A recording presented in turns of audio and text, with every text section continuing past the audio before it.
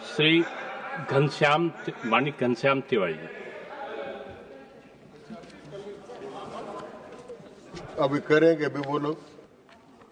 माननीय उपसभापति महोदय जी धन्यवाद।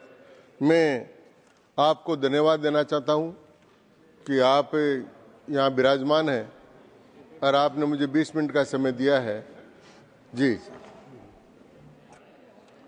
माननीय सभापति महोदय, उपसभापति महोदय, हम सब लोग बहुत सौभाग्यशाली हैं कि आज हम वंदे मातरम के ऊपर अपना विचार विमर्श कर रहे हैं और उसका गुणगान कर रहे हैं, यशोगान कर रहे हैं। मैं इन सब बातों से ऊपर उठकर ये कहना चाहता हूं कि भारतवर्ष में वंदे मातरम करना यह आज से नहीं है। विश्व में सबसे पुराना लिखित ग्रंथ या विश्व में सबसे पुराना लिखित ग्रंथ है तो वो ऋग्वेद है।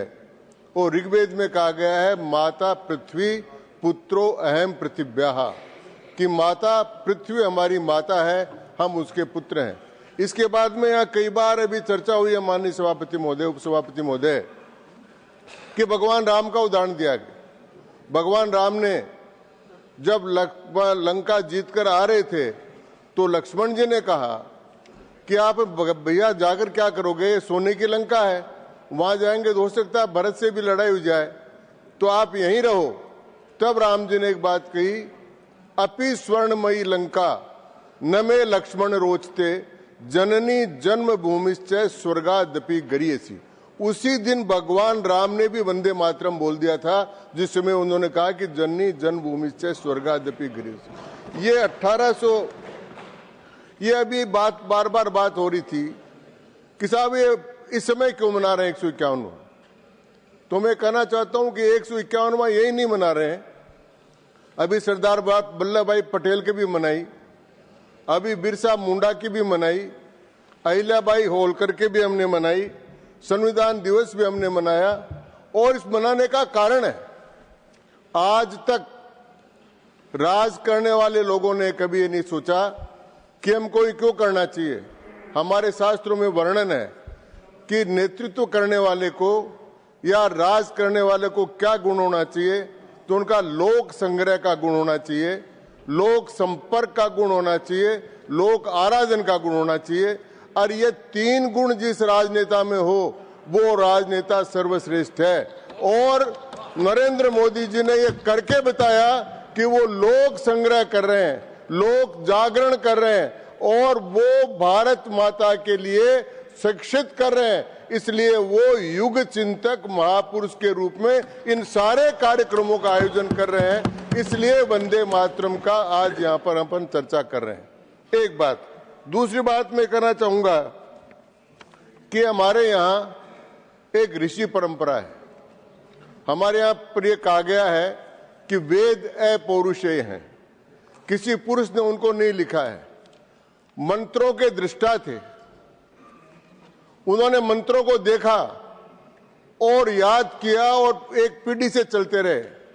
इसीलिए मैं कहना चाहता हूं कि बंकिम चंद्र जी चट्टोपाध्याय मंत्र दृष्टा थे, क्योंकि श्री अरविंदो ने कहा है कि ये Vande Mataram is not a song, it's a mantra है और ये भारत के जागरण का मंत्र है। इसलिए बंकिम चंद्र जी चट्टोपाध्याय ने यह भारत के जागरण का मंत्र लिखा। इसलिए वो भारत की ऋषि परंपरा के अंतर्गत ऋषि हो गए और इसीलिए हम ऋषि बंकिम चंद्र चट्टोपाध्याय को हमारी श्रद्धांजलि और उनको निवेदन कर, इसलिए चर्चा कर रहे। एक परंपरा यहां और है। अभी तो हमारे जो दोनों मित्र बैठे हैं वो ऐतराज नहीं करेंगे, इसलिए मैं खुलकर बोलूंगा, क्योंकि नहीं तो रमेश जी बोलेंगे न तिवारी जी बोलेंगे। एक ऋषि परंपरा के अलावा एक भारत में 100 साल में एक नई परंपरा चालू हुई, वो है प्रचारक परंपरा। वो इन अच्छी बातों की जो ऋषि परंपरा की बातें हैं उनका संरक्षण, उनका विस्तार, उनका प्रचार करती है। और उसी प्रचारक परंपरा के मूर्तिमंत प्रतीक है श्री नरेंद्र मोदी जी। इसलिए इन सारी बातों को वो अच्छी तरह से प्रचार प्रसार कर रहे हैं, इसलिए आज हम ये मना रहे हैं। ये मुझे निवेदन करना है।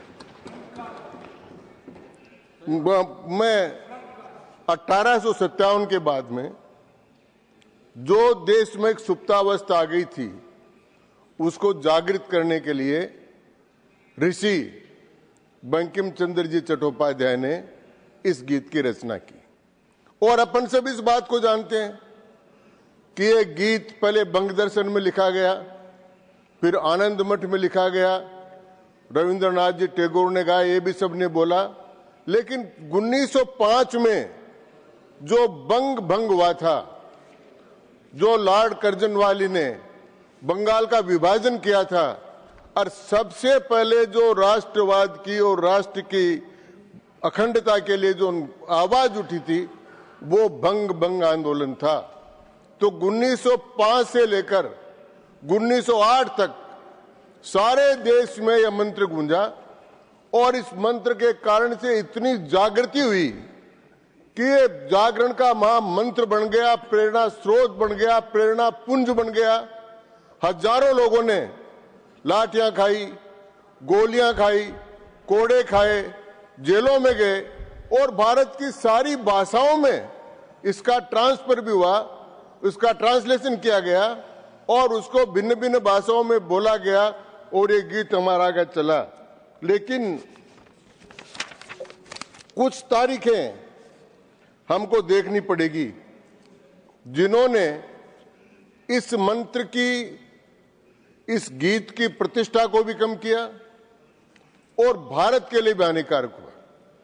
मुझे माफ करेंगे, 1914 और 16 जब कांग्रेस ने सेपरेट कॉन्स्टिट्यूंसीज, अलग निर्वाचन क्षेत्र का नारा स्वीकार किया, और 1916 में लखनऊ पैक्ट हुआ जिसमें मुसलमानों के अलग कॉन्स्टिट्यूंसी, हिंदुओं के अलग कॉन्स्टिट्यूंसी स्वीकार की गई, वो सबसे बड़ा पाप था।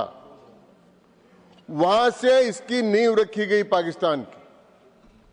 उसके बाद दूसरा बड़ा काम हुआ, और जिसने हमको राष्ट्र की धाराओं से, राष्ट्र की मूल धाराओं से मुसलमानों को अलग किया, वो बहुत ध्यान देने की बात है। वो था खिलाफत आंदोलन। 1920 और 22 तक एक खिलाफत आंदोलन हुआ। मुझे समझ में नहीं आया कि कांग्रेस पार्टी ने मुस्लिम लीग से खिलाफत आंदोलन का समर्थन इस बात पर किया कि कांग्रेस पार्टी खिलाफत आंदोलन का समर्थन करेगी इस शर्त पर कि मुस्लिम लीग भारत की स्वतंत्रता का समर्थन करेगी। और वो खिलाफत आंदोलन क्या था? वो था तुर्की का, भारत का नहीं था, तुर्की का था। और जैसे अभी उदाहरण दिया गया, तुर्की में एक नेता हुए कमाल अत्तातुर्क, कमाल पाशा भी कहते हैं। अपने नई दिल्ली में एक रास्ते का नाम भी कमाल अत्तातुर्क मार्ग है। उन्होंने वहां रूढ़िवाद के खिलाफ तुर्की में आंदोलन शुरू किया। उन्होंने आंदोलन शुरू किया, 3 प्रमुख बातें थी कि टर्की में टर्की की भाषा में ही शिक्षा दी जाएगी। उन्होंने सब लोगों को बुलाया कि अंग्रेजी में बस शिक्षा नहीं होगी और किसी भाषा में भी नहीं होगी, टर्की की भाषा में होगी, और 1 साल का समय नहीं मिलेगा, कल से ही करना पड़ेगा, और जो नहीं करे अपने घर बैठ जाए। एक दूसरा, मुस्लिम कंट्रियों में सबसे पहला कंट्री वो था जिसने बुर्के पर प्रतिबंध लगा दिया कि टर्की में किसी प्रकार का बुर्का नहीं होगा। और तीसरा, उन्होंने कहा कि खुदा सब भाषाओं को समझता है, उसके लिए सब भाषाएं बराबर है। तो हमारे यहां नमाज जो पढ़ी जाएगी वो टर्की भाषा में होगी, और खुदा अगर टर्की की भाषा को नहीं समझता है तो नमाज नहीं पढ़ी जाएगी। और उन्होंने तीनों बातें वहां लागू कर दी, और उसके खिलाफ हिंदुस्तान में आंदोलन हुआ। उसका नाम था खिलाफत आंदोलन। वो खलीफा के खिलाफ हुआ, तो वो खलीफा था वहां, उसके खिलाफ आंदोलन हुआ। तो वो आंदोलन हुआ तो मेरे समझ में नहीं आई कि जैसे अगर ढोलक, कोई ढोलक बजाते हैं ना साहब, ये ढोलक तो बजाए दिल्ली में और उसकी आवाज आए मुंबई में। लड़ाई हो रही थी टर्की में और आंदोलन चला रहे थे भारत में, और कांग्रेस पार्टी उस आंदोलन का समर्थन कर रही थी। ये सबसे बड़ी द्विराष्ट्रवाद की नींव यहां पर रखी गई, ये कांग्रेस में हुआ। उसके बाद में 37 में कांग्रेस का अधिवेशन हुआ और 37 के कांग्रेस अधिवेशन में इस गीत को छोटा करने की बात तय कर ली गई और वहीं से भारत के विभाजन की भी नींव रख दी गई। जब इसको छोटा किया गया तो उसमें तर्क ये दिए गए कि इसमें मूर्ति पूजा है, इसमें दुर्गा का नाम है, इसमें कमला का नाम है, इसका धर्म का नाम है, इसमें विद्या का नाम है, और इसके कारण से इसको काट दिया जाए और उसके 2 छंद सुजलाम सुफलाम मलिज शीतलाम वो रखा गया और 3, 4, 5, 6 इसको काट दिया गया। ये जब हुआ उसके बाद में 1940 में लाहौर में मुस्लिम लीग का कॉन्फ्रेंस हुई और उन्होंने द्विराष्ट्रवाद की थ्योरी इसी आधार पर प्रतिपादित करके भारत की विभाजन की रूपरेखा की।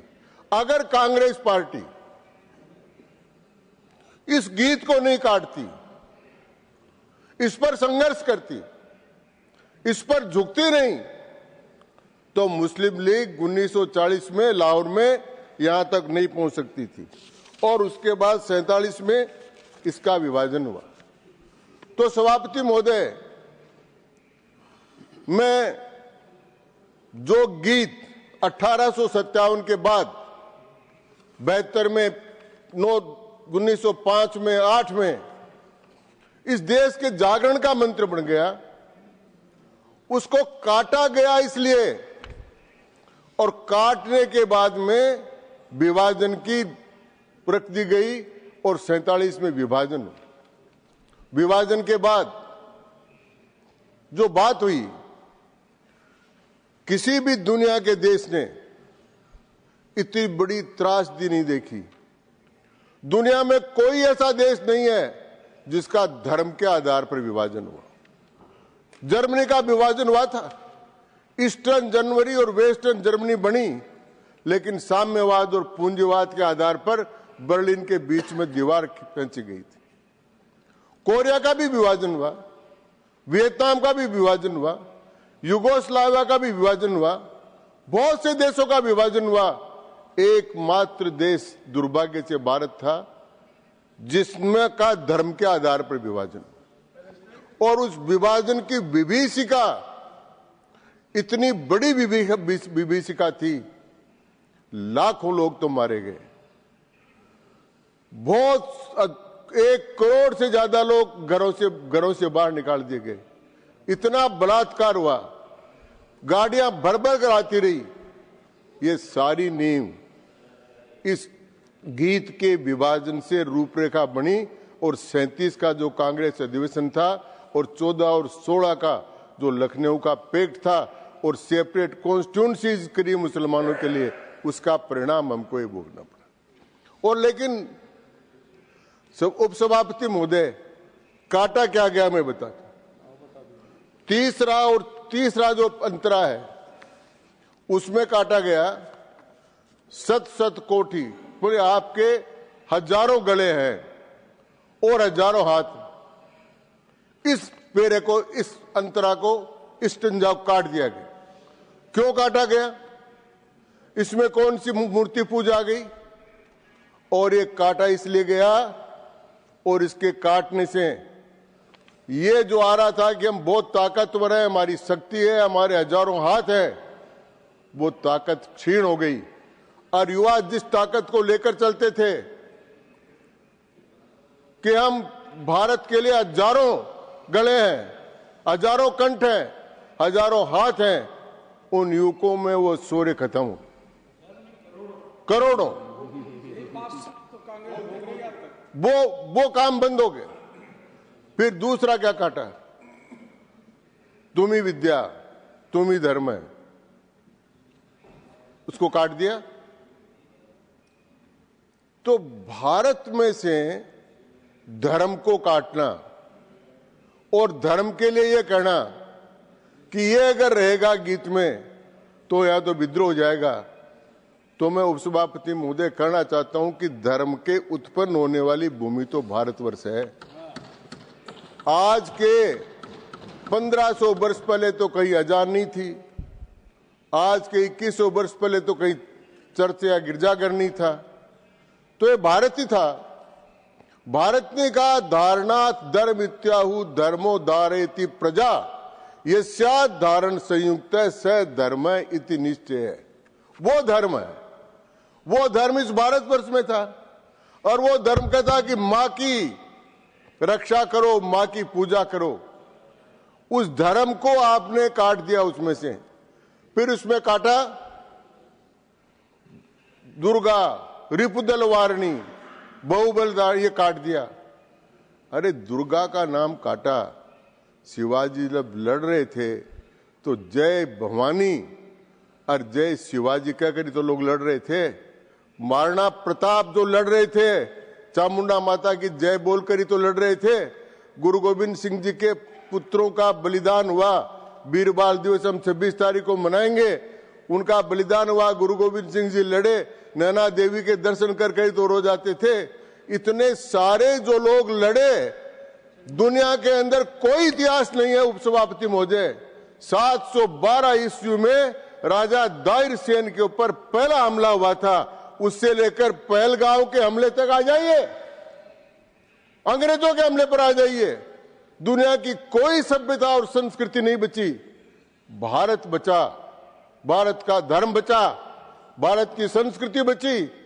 उसके लिए लड़ने वाले योद्धा थे, उनकी प्रेरणा जय भवानी थी, जय दुर्गा थी, 10 प्रहण धारणी थी, उसको काट दिया।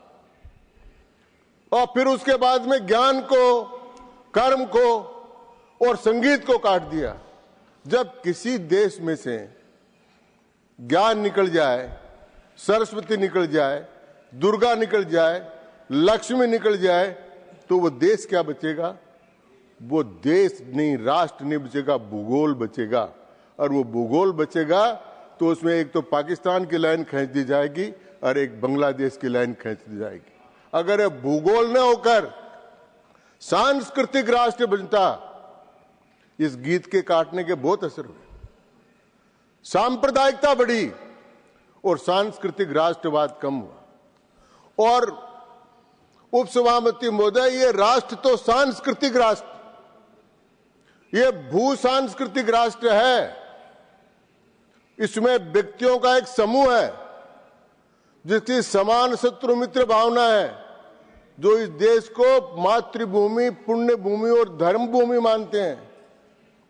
उनके लिए साफ साफ का हिमालय समारंभ यावत इंदु सरोवरम तंग देव निर्मितम देशम हिंदुस्तानम समाचरेत। हिमालय का पहला शब्द है ही, और इंदु, कन्याकुमारी को संस्कृत में इंदु मानी चंद्रमा, सागर कहते हैं हिंदू सागर, तो उसका नदु और ही, तो हिंदू, ये जो देश है इसको राष्ट्र कहते हैं। इस राष्ट्र को में से अगर धर्म निकाल दिया जाए, इस सांस्कृतिक राष्ट्रवाद की स्थापना, ये जब अभी दक्षिण की और उत्तर की बात हो रही थी, किसने करी?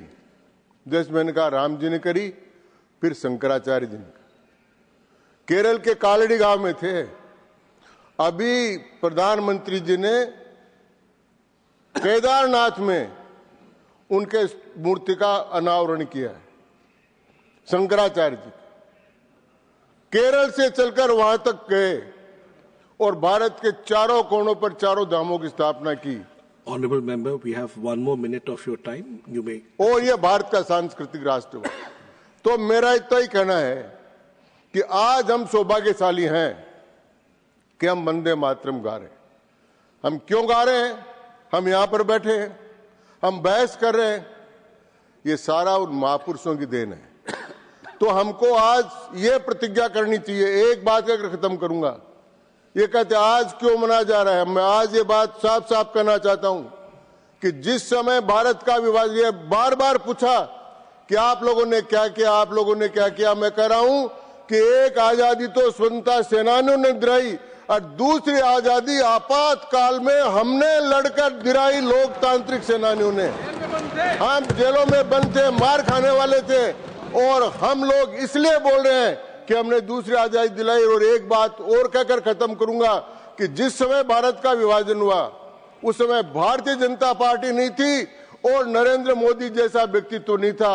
आज नरेंद्र मोदी जैसा व्यक्तित्व है और भारतीय जनता पार्टी है। भारत अखंड रहेगा, वंदे मातरम बोलेगा और भारत माता की जय बोलेगा।